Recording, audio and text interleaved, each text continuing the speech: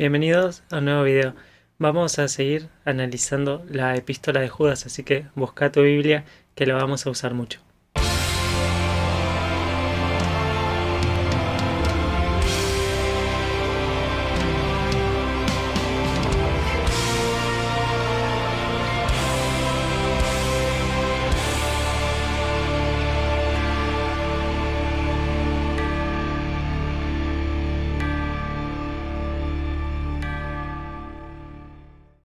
Anteriormente, cuando comenzamos a analizar esta carta, nos centramos en los primeros dos versículos, que nos muestran quién escribe la carta y a quién se la escribe. Vemos que el autor de esta carta es Judas, no Judas Iscariote ni Judas Tadeo, sino Judas, el medio hermano del Señor, el hermano de Jacobo, como bien nos dice la carta. Y se la escribe a los creyentes. Es una de las denominadas epístolas universales. No universales en cuanto a que sea escrita a todo el mundo, sino universal en el sentido de que es escrita a todos los creyentes y no tiene como destinatario principal a una congregación en particular, como vemos por ejemplo en las cartas de Pablo. Era una carta dirigida a todos los creyentes, a los llamados, santificados y guardados. Notamos en ese análisis que, en primer lugar, lo que nos define es nuestra relación con Jesús. Judas, que era medio hermano de Jesús, no se define a él como ese medio hermano del Señor, sino que se define como esclavo de Jesús. Vemos que al mismo tiempo esa relación con Jesús define nuestra relación con los demás. También notamos que esa relación surge de la obra completa de Dios en nosotros y que esa obra completa de Dios en nosotros tiene también efectos completos de misericordia, paz y amor. Ahora nos vamos a centrar en los siguientes dos versículos. Leamos en el contexto. Judas, siervo de Jesucristo y hermano de Jacobo, a los llamados, santificados en Dios Padre y guardados en Jesucristo, misericordia y paz y amor os sean multiplicados. Amados, por la gran solicitud que tenía de escribiros acerca de nuestra común salvación, me ha sido necesario escribiros exhortándoos que contendáis ardientemente por la fe que ha sido una vez dada a los santos. Porque algunos hombres han entrado encubiertamente, los que desde antes habían sido destinados para esta condenación, hombres impíos que convierten en libertinaje la gracia de nuestro Dios y niegan a Dios, el único soberano, y a nuestro Señor Jesucristo. En primer lugar, los primeros dos versículos nos muestran quién escribe la carta y a quién se la escribe.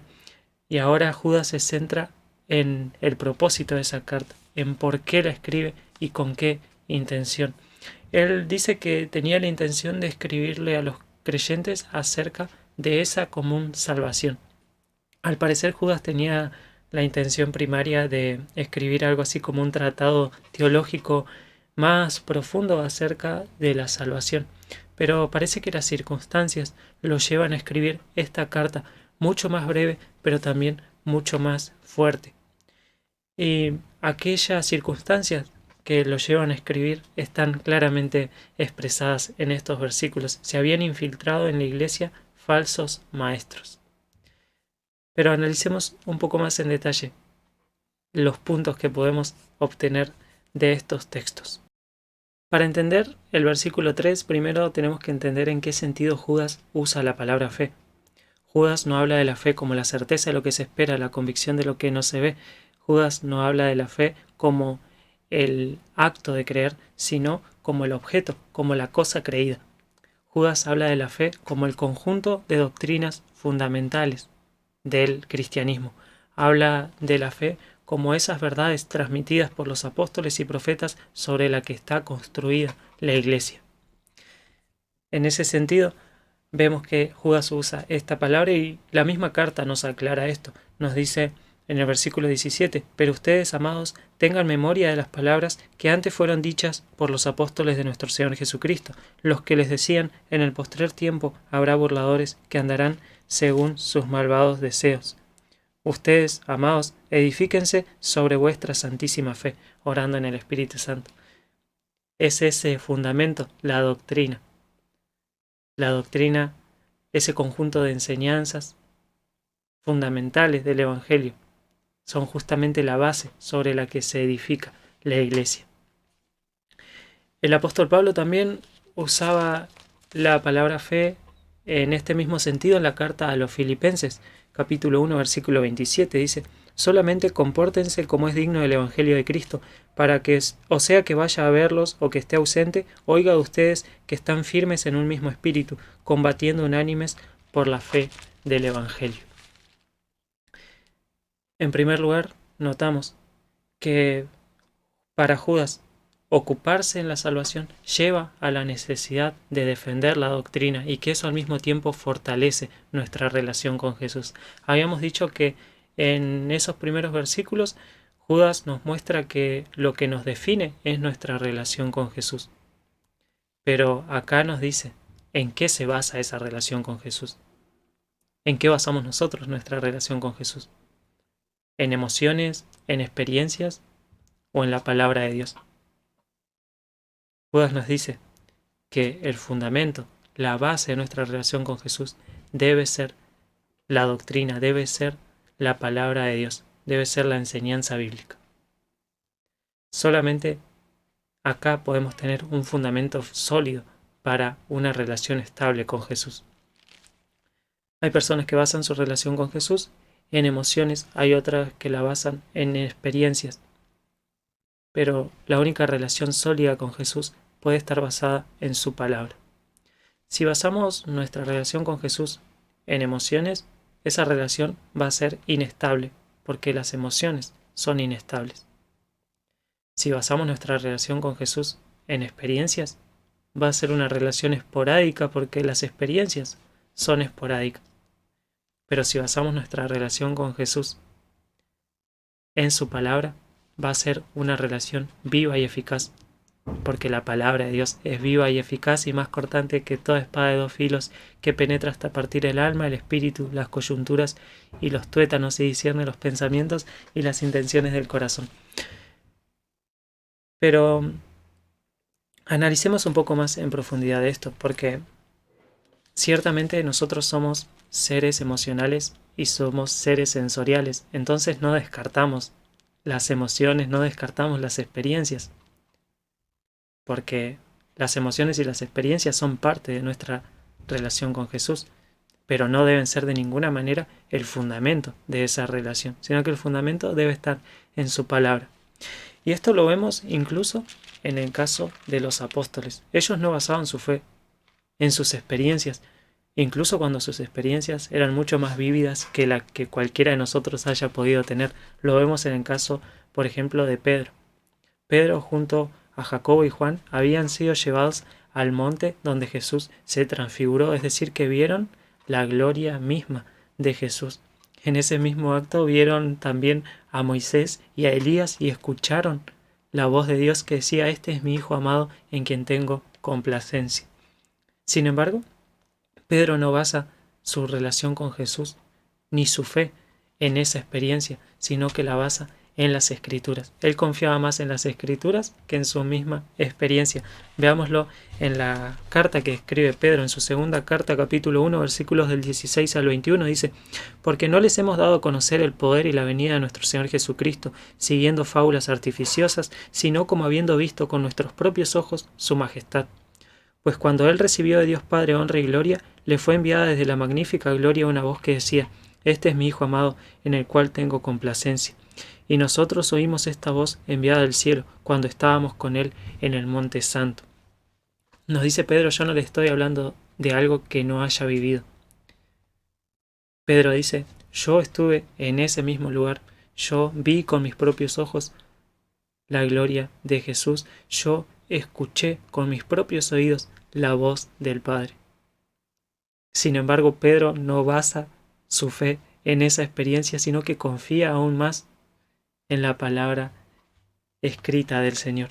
Dice: tenemos también la palabra profética más segura, a la cual hacéis bien en estar atentos, como una antorcha que alumbra en lugar oscuro, hasta que el día esclarezca y el lucero de la mañana salga en vuestros corazones, entendiendo primero esto, que ninguna profecía de la Escritura es de interpretación privada, porque nunca la profecía fue traída por voluntad humana, sino que los santos hombres de Dios hablaron siendo inspirados por el Espíritu Santo. Es decir, Pedro dice, tenemos la palabra inspirada por Dios y en esa palabra debemos confiar, incluso más que en aquellas experiencias que hayamos vivido. No negamos las emociones, no negamos las experiencias, sino que basamos nuestra fe en las Escrituras e interpretamos tanto las emociones como las experiencias a la luz de la palabra de Dios. Pero ¿por qué debemos basar nuestra relación con Jesús en la revelación escrita? Ya Pedro nos da un indicio, porque es lo más seguro, y Judas abunda en ese concepto también. Nos dice que debemos contender ardientemente por la fe que ha sido una vez dada a los santos. Esta revelación está completa porque ha sido dada una vez por todas a los santos. Esa es la idea de la palabra. Algunas traducciones lo dicen de esta forma mucho más clara, que ha sido transmitida de una vez y para siempre, de una vez por todas. Es una revelación que está completa. Es una revelación eterna. Apocalipsis nos dice que este es el Evangelio eterno. Y también cierra ese libro con una maldición para aquellos que añadieren o quitaren cosas a esta revelación que está completa. Pablo también decía esto, decía, si aún nosotros o un ángel del cielo les anuncia otro evangelio que el que les hemos predicado, sea anatema, que la maldición de Dios caiga sobre esa persona. Porque no existe otro evangelio, sino que hay algunos que lo pervierten. Y de esto vamos a hablar un poco más adelante. Y la idea que traduce la palabra dada, que otras versiones dicen transmitida, es la base de la palabra tradición.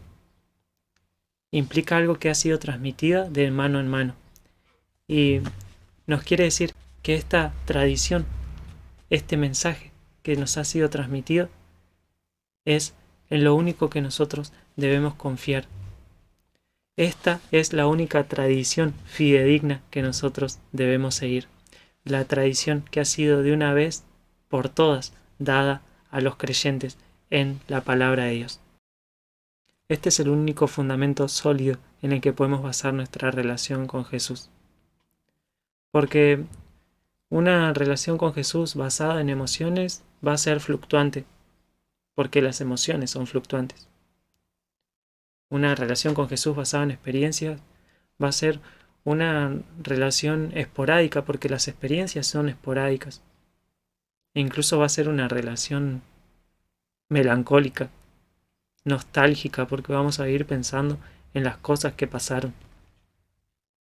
Pero si fundamentamos nuestra relación con Jesús en su palabra, va a ser una relación viva y eficaz, porque la palabra de Dios es viva y eficaz. Sus palabras son espíritu y son vida.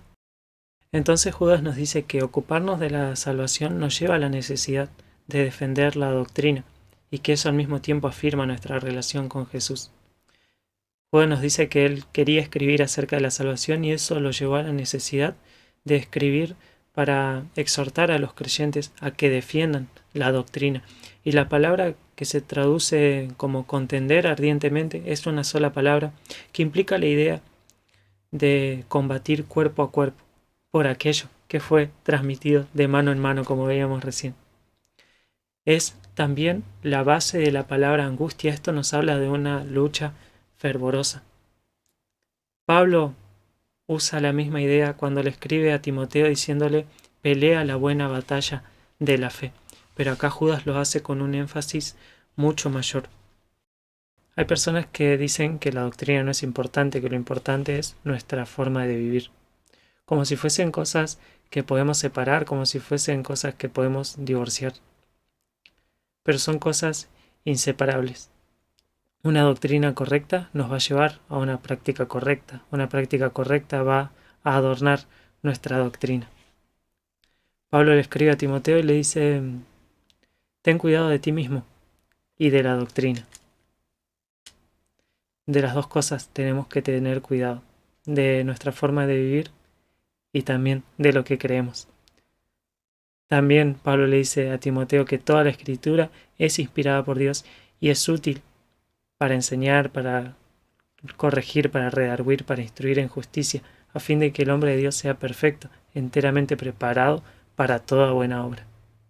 La Biblia nos dice qué creer y qué no creer, nos dice qué hacer y qué no hacer. Es útil tanto para creer como para actuar. Nos prepara para toda buena obra. La doctrina nos prepara para toda buena obra. Obviamente que no hace falta ser licenciado en teología para ser salvo. Obviamente que no hace falta haber ido al seminario ni siquiera a la escuela bíblica para alcanzar la salvación. Pero sí que hace falta entender el Evangelio, entender las doctrinas fundamentales de las Escrituras para ser salvo. Y esto lo vemos claramente en el ejemplo de aquel ladrón que fue crucificado junto a Jesús y que tenemos en Lucas capítulo 23, de los versículos 39 en adelante. Recordemos que Jesús fue crucificado en medio de dos ladrones y uno de los malhechores que estaban colgados le injuriaba diciendo: «Si tú eres el Cristo, sálvate a ti mismo y a nosotros». Respondiendo el otro le reprendió diciendo: «¿Ni aún temes tú a Dios, estando en la misma condenación? Nosotros, a la verdad, justamente padecemos, porque recibimos lo que merecieron nuestros hechos, mas éste ningún mal hizo». Y dijo a Jesús: «Acuérdate de mí cuando vengas en tu reino». Entonces Jesús le dijo: «De cierto te digo que hoy estarás conmigo en el paraíso». Vemos que este ladrón no fue al seminario, no fue a la escuela bíblica, tampoco fue bautizado, tampoco repitió una oración de fe. Sin embargo, ese mismo día estuvo en el paraíso con Jesús. Pero también vemos que él entendió las doctrinas básicas del Evangelio. Nosotros, a la verdad, justamente padecemos porque recibimos lo que merecieron nuestros hechos. En primer lugar, el ladrón reconoce su condición de pecador. Él se reconoce como un pecador que merecía ese castigo. Y también reconoce que Jesús estaba muriendo por pecados que no cometió. Nosotros, a la verdad, justamente padecemos porque recibimos lo que merecieron nuestros hechos, mas éste ningún mal hizo. En tercer lugar, reconoce a Jesús como el Rey del universo, y no solo eso, sino que lo reconoce como aquel que iba a volver en su reino. Y dijo a Jesús: «Acuérdate de mí cuando vengas en tu reino». Entonces Jesús le dice: «De cierto te digo que hoy estarás conmigo en el paraíso». Vemos que el ladrón entendió al menos 4 o 5 doctrinas básicas del Evangelio. Entendió que era un pecador que merecía el castigo. Entendió que Jesús estaba muriendo por pecados que no cometió. Puso su fe en Jesús como único medio de salvación. Reconoció a Jesús como el Rey del universo. Y también reconoció la esperanza de la segunda venida de Jesús. Si analizamos más en detalle, seguramente encontremos muchas otras doctrinas que este ladrón entendió. Por ejemplo, la divinidad de Jesús en el versículo 40. Entonces, obviamente que no hace falta conocer todas las doctrinas para ser salvo, mucho menos conocer cada doctrina en profundidad. Pero sí hace falta conocer ciertas doctrinas fundamentales para alcanzar la salvación. Esa es la base del Evangelio, esa es la base de nuestra relación con Jesús. Es a la fe a la que hace referencia Judas. Entonces Judas hace énfasis en la doctrina como la base sólida de una relación con Jesús. Pero él no solo nos habla de la doctrina en este aspecto de fortalecer nuestra relación con Jesús, sino también de prevenirnos acerca de los peligros a los que se enfrenta todo cristiano.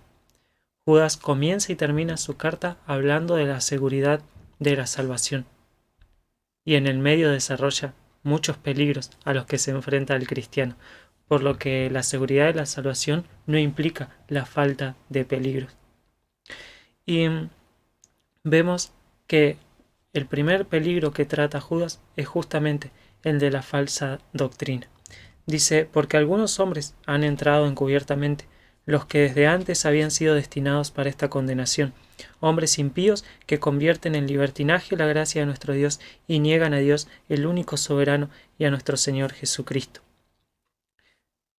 Antes de ocuparnos de esta parte, quiero hacer un paréntesis para intentar aclarar una frase que puede resultarnos difícil, y es que nos dice que estos falsos maestros desde antes habían sido destinados para esta condenación. ¿A qué se está refiriendo el texto?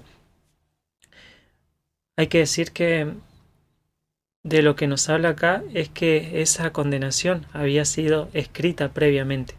La palabra que se traduce como destinado para esta condenación quiere decir escrito de antemano, señalado en las escrituras de antiguo, traduce en otras versiones, o marcados también.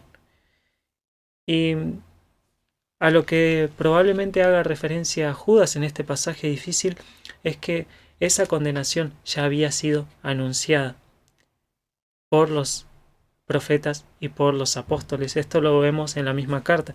Dice, en cuanto a los profetas, que de los falsos maestros, también profetizó Enoc, séptimo desde Adán, diciendo, he aquí, vino el Señor con sus santas decenas de millares, para hacer juicio contra todos y dejar convictos a todos los impíos de todas sus obras impías que han hecho impíamente y de todas las cosas duras que los pecadores impíos han hablado contra él. Entonces, esta condenación de los falsos maestros estaba escrita ya por los profetas, estaba anunciada por los profetas, pero también por los apóstoles. Pero ustedes, amados, tengan memoria de las palabras que antes fueron dichas por los apóstoles de nuestro Señor Jesucristo, los que os decían, en el postrer tiempo habrá burladores que andarán según sus malvados deseos.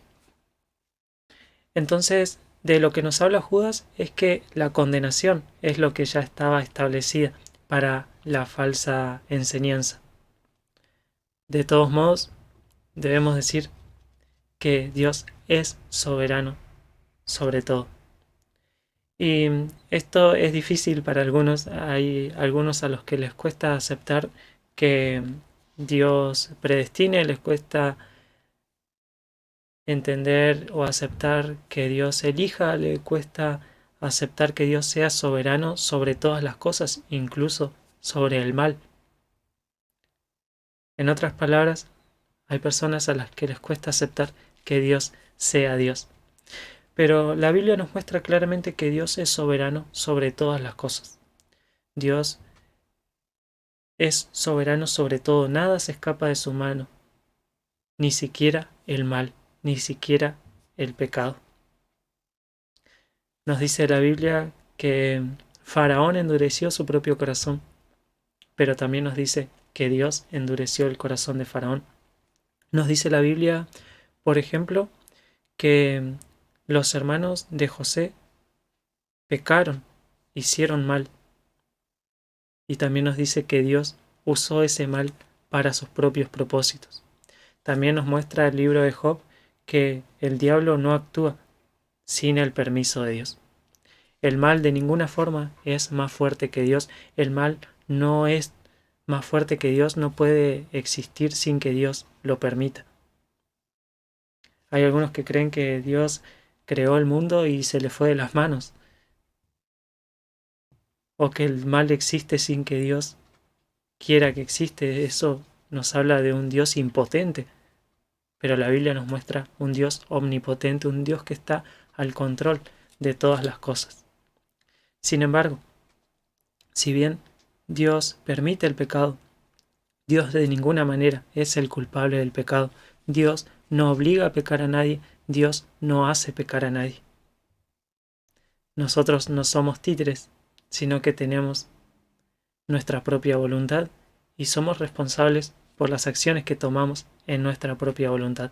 Las dos cosas afirma la Biblia, las dos cosas debemos afirmarlas también nosotros, aunque no podamos entender cómo se relacionan la soberanía de Dios y la responsabilidad humana. Pero hay un ejemplo muy claro sobre esto que lo podemos ver en la misma muerte de Jesús. Jesús no nació en un momento cualquiera, sino que cuando vino el cumplimiento del tiempo, Dios envió a su Hijo, nacido de mujer y nacido bajo la ley. Pero no solamente que el nacimiento de Jesús ya estaba establecido, sino que su misma muerte ya estaba determinada. No solo estaba determinada su muerte, sino que también estaba determinada la forma de su muerte.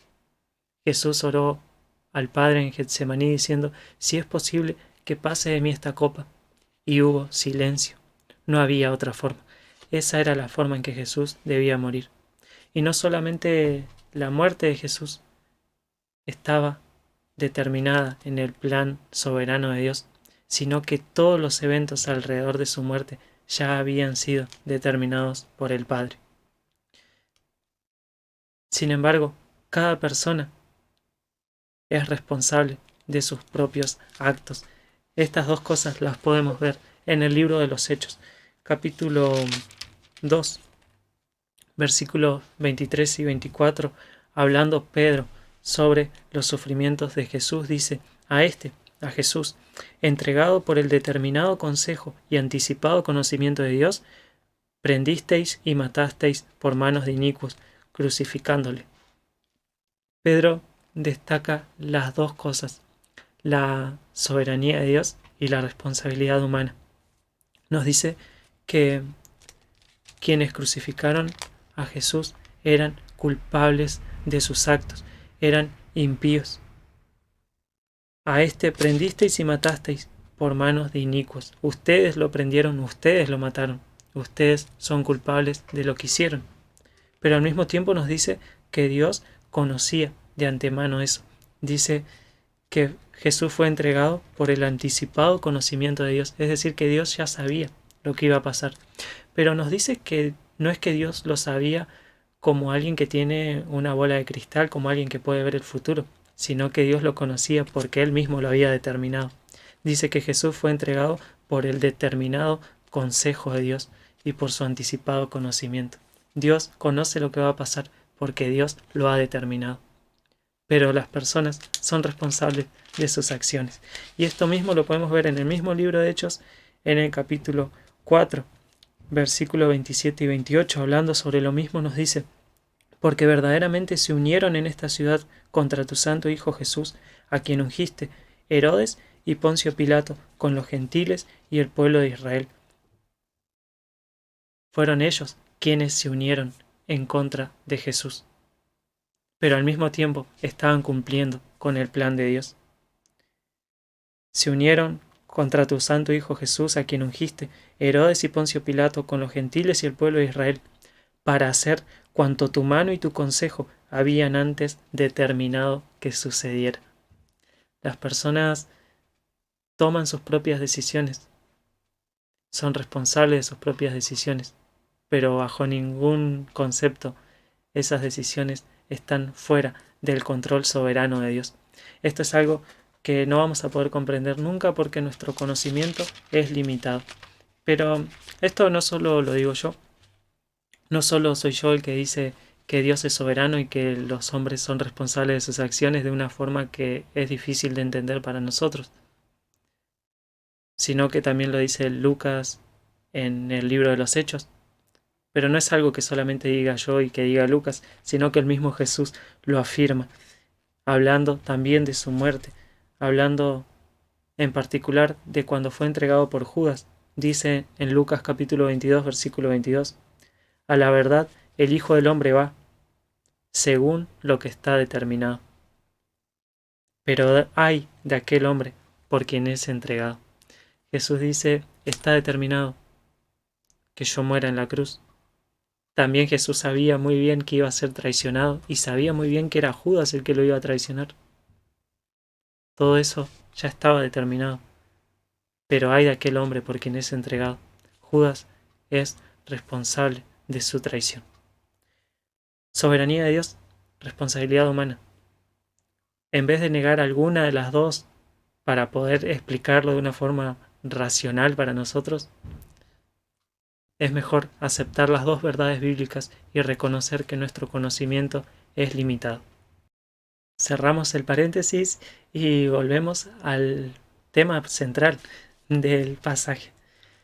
Habíamos dicho que Judas nos dice que la doctrina es importante para tener una relación estable con Jesús. Esa es la base donde nosotros debemos fundamentar nuestra relación con Jesús.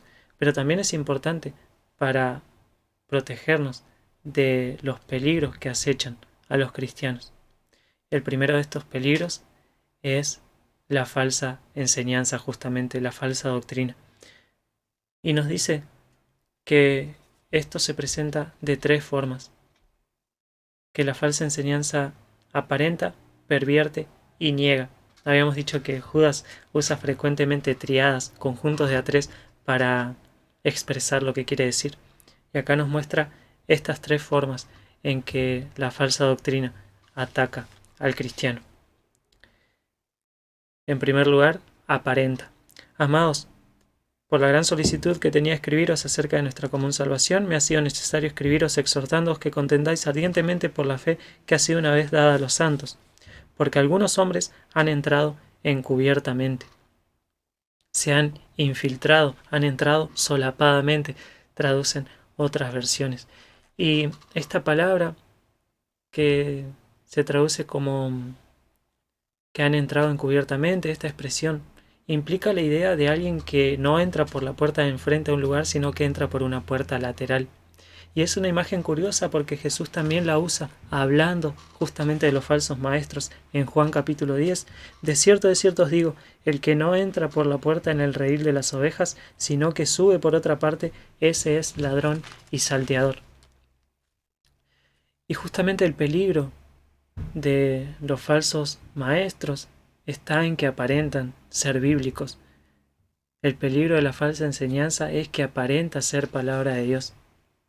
Probablemente Judas está hablando de profetas itinerantes que iban de un lugar a otro, que no pertenecían a ninguna congregación, sino que iban de un lugar a otro llevando esa falsa doctrina. Cualquier parecido con la actualidad no es coincidencia. Lo peligroso de la falsa doctrina es que aparenta ser palabra de Dios. Y este peligro lo vemos repetidamente en las epístolas de los apóstoles. Era un peligro que estaba todo el tiempo acechando a la iglesia. Pablo, cuando le escribe a Timoteo, en su segunda carta, capítulo 3, le dice: Tené cuidado, Timoteo, porque en los postreros días vendrán tiempos peligrosos, porque habrá hombres amadores de sí mismos, avaros, desobedientes a los padres, inventores de males, etcétera, etcétera, que tendrán apariencia de piedad y negarán la eficacia de ella. Pablo le escribe a Timoteo para que él sepa cómo conducirse en la casa de Dios. Pablo no le expresa a Timoteo un peligro que estaba afuera, sino uno que estaba adentro de la iglesia. Cuando Pablo describe el carácter de los hombres en los últimos tiempos, no está hablando de paganos, sino que está hablando de gente que está metida en la iglesia, de gente que se ha infiltrado dentro del cristianismo. Y eso es lo peligroso. La falsa enseñanza aparenta ser palabra de Dios. Hoy en día abundan los autodenominados maestros, los autodenominados pastores y algunos que usan títulos más ostentosos como profetas o apóstoles. Se han infiltrado, han entrado encubiertamente, solapadamente en la iglesia. Tienen apariencia de piedad, pero son impíos, como nos dice la carta de Judas. En primer lugar aparentan, en segundo lugar pervierte, distorsiona. Porque algunos hombres han entrado encubiertamente, los que desde antes habían sido destinados para esta condenación, hombres impíos que convierten en libertinaje la gracia de nuestro Dios. Esa es la segunda forma en que la falsa doctrina ataca al cristianismo, pervierte la enseñanza de Dios, convierten en libertinaje la gracia de nuestro Dios. Probablemente se trataba de gnósticos que tenían una postura antinomianista. Habían malinterpretado la enseñanza del apóstol Pablo acerca de que la salvación es por gracia, por medio de la fe, no por obras, para que nadie se gloríe. Pero ellos habían llevado eso al extremo del libertinaje, como si Dios nos hubiera liberado de la ley moral y pudiéramos hacer lo que se nos cante. Pero la salvación por gracia no tiene que ver con eso. Jesús nos liberó de la ley, nos liberó de la ley ritual, de la ley ceremonial, pero bajo ningún concepto nos liberó de la ley moral, sino que la salvación de Jesús, su obra redentora en nosotros, nos capacita para poder cumplir con la ley moral. Esto lo expresa muy bien Pablo en la carta a los Gálatas, aquella carta en que expresa todo este concepto de salvación por gracia, y dice: porque ustedes, hermanos, a libertad fuisteis llamados, solamente que no uséis la libertad como ocasión para la carne, sino servíos por amor los unos a los otros. Estos falsos maestros habían transformado, habían pervertido la enseñanza bíblica. En primer lugar, aparenta. En segundo lugar, distorsiona. ¿Cuánta distorsión del Evangelio vemos hoy en día? ¿Cuán vacío de contenido está el Evangelio que frecuentemente predicamos? Imagínate si a ese ladrón crucificado al lado de Jesús se le predicara el Evangelio de hoy en día, el que Dios tiene un plan maravilloso para tu vida. A alguien que se está muriendo, decirle: Dios tiene un plan maravilloso para tu vida. Pero el ladrón no entendió eso. Él entendió que era un pecador, que merecía el castigo. Él entendió que Jesús había muerto por pecados que no cometió y que la única forma de salvarse era poner su fe en ese Rey que volverá por su pueblo. Qué distinto es ese Evangelio que entendió el ladrón en la cruz al que se predica habitualmente hoy en día. El segundo peligro al que se enfrenta el Evangelio es a esta distorsión del mensaje mismo. En tercer lugar, la falsa doctrina que aparenta, que pervierte, termina negando rotundamente a Cristo. Hombres impíos que convierten en libertinaje la gracia de nuestro Dios y niegan a Dios, el único soberano, y a nuestro Señor Jesucristo. En el texto griego, como puede verse en la mayoría de las traducciones, tanto soberano como Señor se aplican a la misma persona de Jesús, y por lo general las herejías tienen que ver con la persona de Jesús. Aquellos que niegan su divinidad, aquellos que niegan su verdadera humanidad. Estos falsos maestros no solo negaban a Jesús en su doctrina, sino también en su conducta. Como habíamos dicho, la conducta y la doctrina no son cosas que van separadas. Eran impíos con una doctrina equivocada. Habían negado a Jesús tanto en su enseñanza como en su forma de vivir. Aparentar, pervertir y negar. Esa es la forma de atacar la palabra de Dios que el diablo ha tenido desde el comienzo. Y estas tres cosas las podemos notar justamente en el comienzo, en el libro de Génesis, capítulo 3, cuando en el huerto Dios le dice al hombre: de todo árbol del huerto podrás comer, mas del árbol de la ciencia del bien y del mal no comerás, porque el día que de él comieres, ciertamente morirás. Esa había sido la palabra de Dios, pero la serpiente era astuta, más que todos los animales del campo que Jehová Dios había hecho. Y dijo a la mujer: ¿con que Dios os ha dicho, no comáis de todo árbol del huerto? La serpiente trae un mensaje que aparenta ser palabra de Dios. ¿Con que Dios os ha dicho, no comáis de todo árbol del huerto? Aparentaba ser palabra de Dios. Pero Dios no había dicho eso. Dios había dicho que podían comer de todo árbol del huerto menos de ese. Pero en segundo lugar, aparece también la perversión, la distorsión del mensaje de Dios. La mujer respondió a la serpiente: Del fruto de los árboles del huerto podemos comer, pero del fruto del árbol que está en medio del huerto, dijo Dios, no comeréis de él, ni le tocaréis, para que no muráis. Eva distorsiona el mensaje de Dios. Dice, podemos comer de todo árbol del huerto, menos de ese, no podemos comer de él ni tocarlo. Pero Dios no había dicho que no lo podían tocar. Dios había dicho que no podían comer de él. Eva le agrega algo. Le agrega que no podían tocarlo tampoco. En primer lugar, la serpiente trae un mensaje que aparenta ser palabra de Dios. En segundo lugar, Eva pervierte ese mensaje original, le agrega algo. Y eso termina con una negación rotunda. Entonces la serpiente dijo a la mujer, no moriréis, sino que sabe Dios que el día que comáis de él serán abiertos vuestros ojos y seréis como Dios, sabiendo el bien y el mal. El ataque del enemigo hacia el Evangelio es siempre el mismo: aparentar ser palabra de Dios, pervertir el mensaje del Evangelio, y así termina por negar completamente. ¿Cuánto se ve esto en iglesias, por así llamarlas?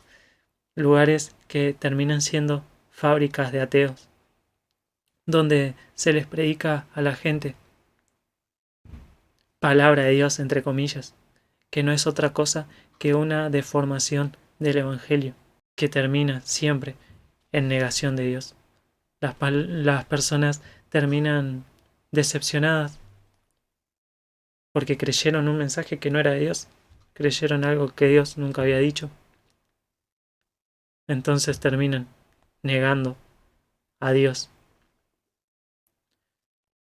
¿Cuánto daño puede hacer la falsa doctrina en una iglesia? ¿Cuánto daño puede hacer la falsa doctrina en una congregación?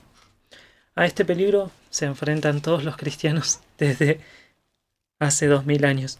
Judas nos exhorta a conocer la doctrina, a conocer la base de nuestra fe, para fortalecer nuestra relación con Jesús, pero también para estar preparados ante los peligros que atravesamos todos como cristianos.